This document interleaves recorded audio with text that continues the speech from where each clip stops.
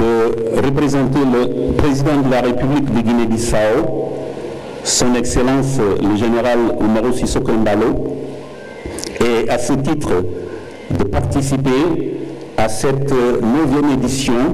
du Forum international de Dakar sur la paix et la sécurité en Afrique.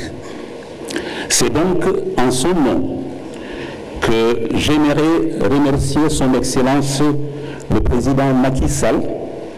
pour l'invitation qui lui a été adressée et féliciter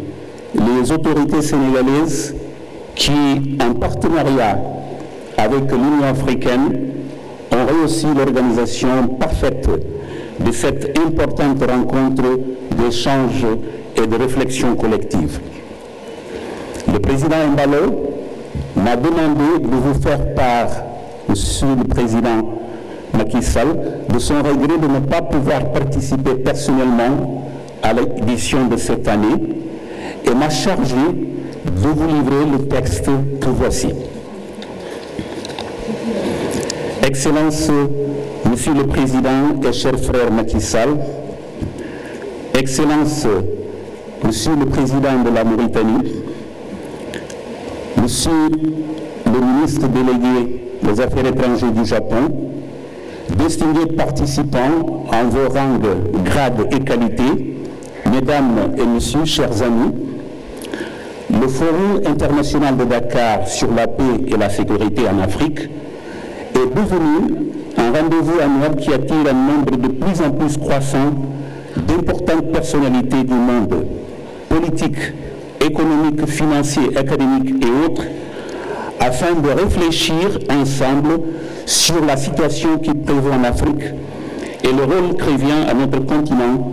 dans la gestion des questions internationales et la résolution des crises. Dans un monde aussi interdépendant que celui dans lequel nous vivons, il est en effet utile, voire nécessaire, d'avoir une vision prospective de l'ensemble de la géopolitique africaine et planétaire, si nous voulons emprunter les meilleures voies et trouver les vraies solutions aux défis économiques, sécuritaires et autres auxquels nous sommes confrontés. Le continent africain regorge d'énormes quantités de matières premières, de ressources naturelles de toutes sortes et possède un immense potentiel hydraulique. Cependant, notre continent demeure en bas des statistiques en matière de développement à l'échelle mondiale. Ici, se pose la question de savoir si les choix opérés en matière de politique publique ont été les plus avisés. Se pose également la question fondamentale des ressources humaines et de l'importance qui doit être accordée à la santé, à l'éducation et à la formation du citoyen. L'être humain étant la première des richesses d'un pays, avons-nous suffisamment et qualitativement investi dans la formation du citoyen et la diffusion du savoir et de la connaissance? L'Afrique, il est vrai, possède des potentialités énormes. Mais comment exploiter au profit de nos populations, pour notre bien, nos mines d'or, de diamants, de fer, de cuivre, de cobalt, de manganèse, nos puits de pétrole et de gaz, si nous n'avons pas les capacités financières nécessaires et ne possédons pas les connaissances techniques et scientifiques requises? L'Afrique a besoin d'investir encore beaucoup plus dans l'éducation, l'innovation et l'industrialisation afin de réduire sa dépendance vis-à-vis de l'extérieur et d'augmenter sa compétitivité sur le marché mondial. Mais pour ce faire, notre continent a besoin de stabilité, de sécurité et d'institutions fortes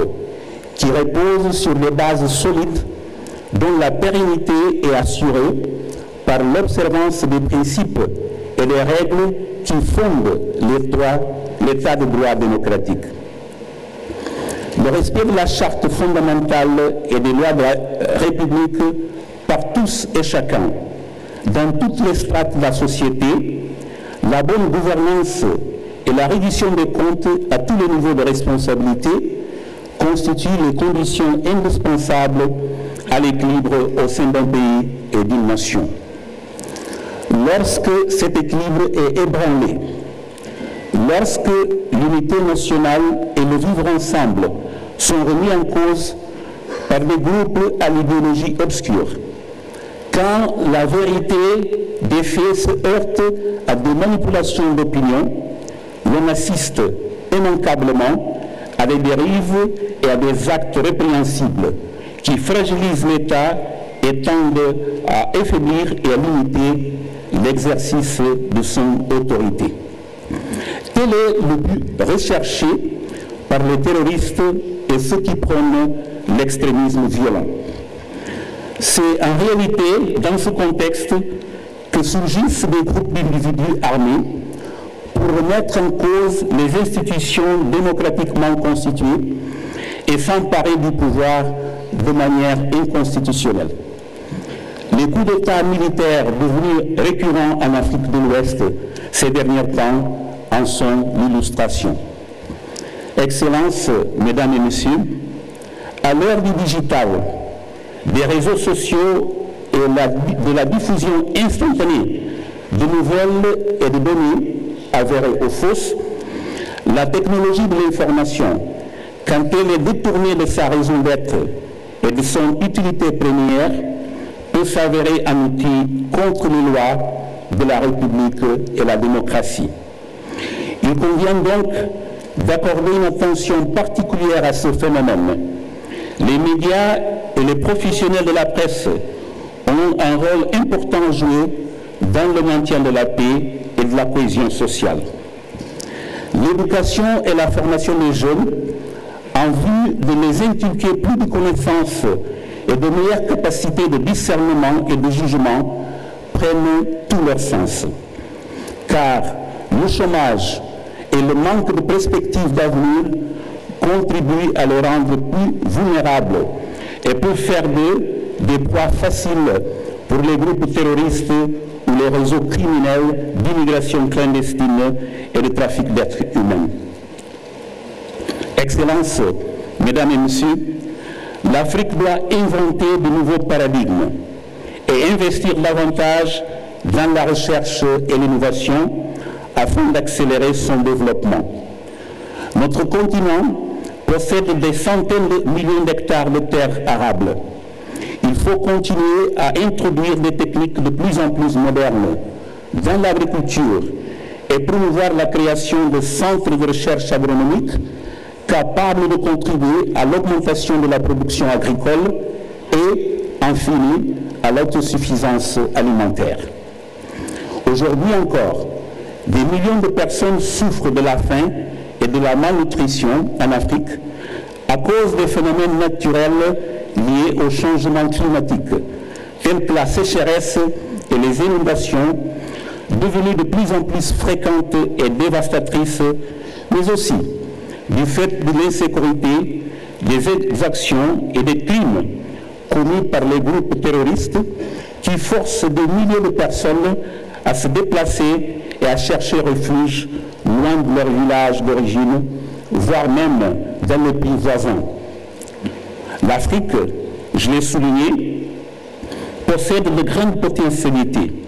mais encore faut-il être capable de les exploiter rationnellement et au profit de ces populations. Nous avons besoin pour ce faire de partenaires financiers et techniques. Les partenariats publics-privés, notamment au plan national, doivent être encouragés et soutenus par l'État. Les communautés économiques